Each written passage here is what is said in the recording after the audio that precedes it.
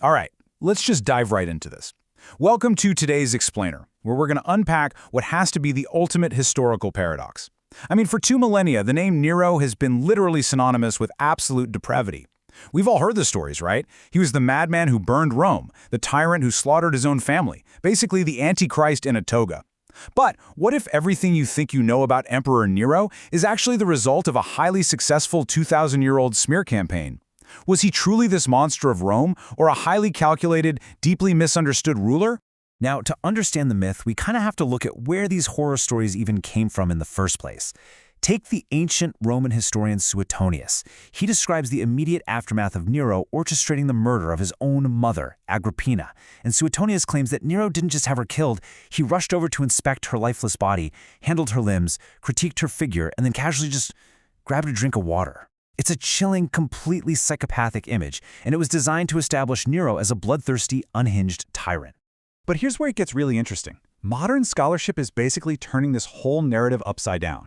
You see, ancient historians like Suetonius, Tacitus, and Dio Cassius, they were all part of the conservative Roman upper crust, and they absolutely despised Nero. Modern historians are unearthing a much more nuanced reality. They're finding that while Nero was certainly no angel, many of the most monstrous acts attributed to him were either heavily distorted or just completely fabricated by his political enemies. So let's separate the man from the myth, starting with his most infamous family dispute. Part 1. Matricide and murdering Agrippina. Okay, Nero's relationship with his mom, Agrippina the Younger, literally one of the most toxic, dramatic, and deadly family dynamics in all of recorded history.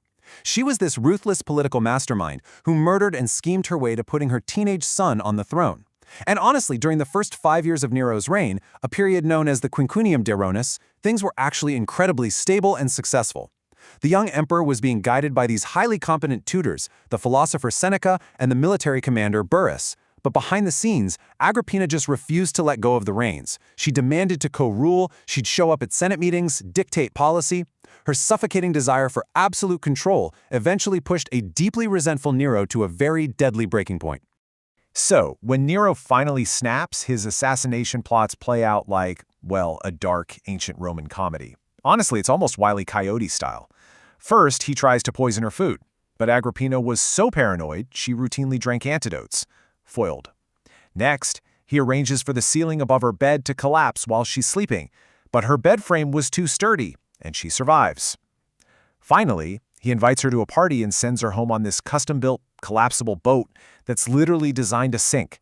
The boat falls apart, but Agrippina was a remarkably strong swimmer and just swam to shore. The woman was seemingly unkillable. But, the dark comedy had to end eventually. In 59 AD, Nero is out of options and terrifyingly aware that his mom knows exactly what he's trying to do. So he sends an assassin with a sword.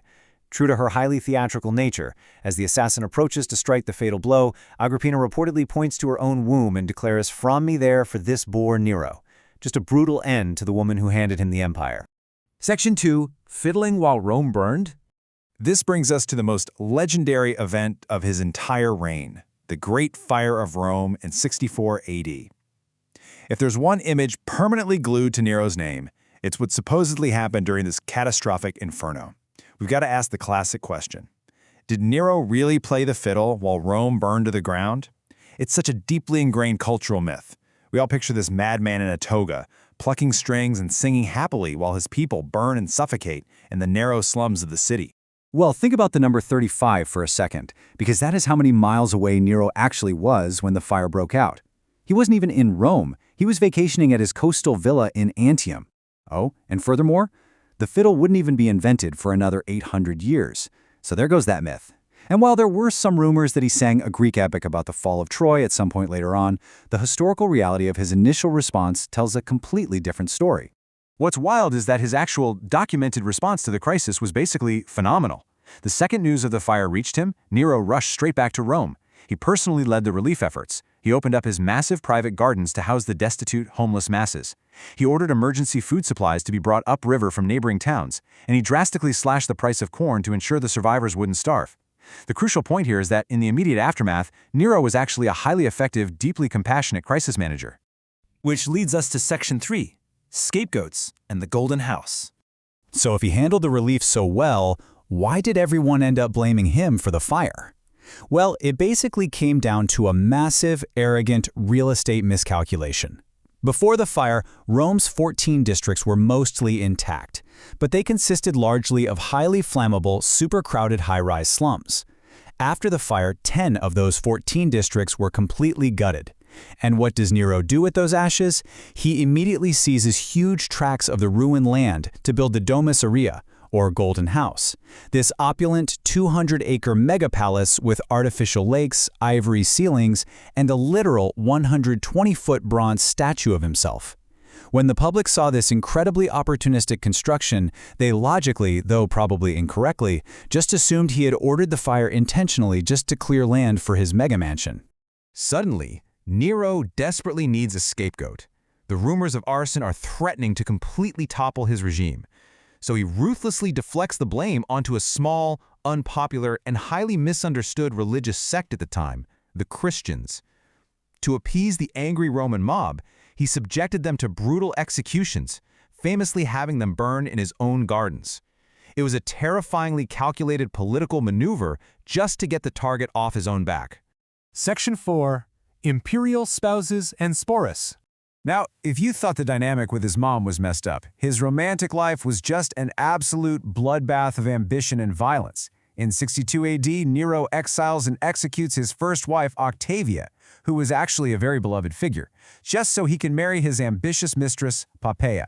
Then, in 65 AD, in a fit of rage, he reportedly kicks Poppaea to death while she's pregnant with their second child. And then, in 66 AD, we reach what might literally be history's most controversial royal marriage, when he marries Sporus, who we would understand today as his transgender wife. We turn back to Suetonius here, who writes with obvious disgust that Nero tried to turn Sporus into a woman through castration and married her in a proper, full-blown ceremony. Sporus was reportedly chosen because she bore an uncanny physical resemblance to Nero's murdered wife, Poppaea. And Nero treated Sporus entirely as an empress, parading her through the streets in full imperial regalia, demanding that everyone address her as such. But how we interpret this today is super fascinating. Ancient historians present this marriage as the peak of unhinged sexual madness, right? Just the actions of a totally depraved lunatic. But modern historians, like David Woods, suggest a much darker, highly calculated motive. Woods theorizes that Sporus' resemblance to Poppaea meant she might have actually shared her lineage, making her potential rival to the throne. Under that lens, castrating and marrying Sporus wasn't merely an act of mad lust, it was this incredibly calculated move to permanently humiliate a rival bloodline, ensure they could never produce an heir, and completely neutralize a political threat. Section 5. Madness, or calculated tyranny. So when we strip away all that bias from the ancient historians, how should we actually evaluate the man behind the myth? Look, if Nero was purely an evil monster, everyone would have hated him. But that's simply not true. Sure, the Roman Senate despised him, but the everyday lower classes of Rome, they actually loved him. And the Greek provinces out in the east, they absolutely adored him. His unpopularity was actually highly concentrated among the conservative, upper-class elite. You know, the exact same people who were writing the history books. And do you know what his absolute worst crime was to those elites? It wasn't actually the murders.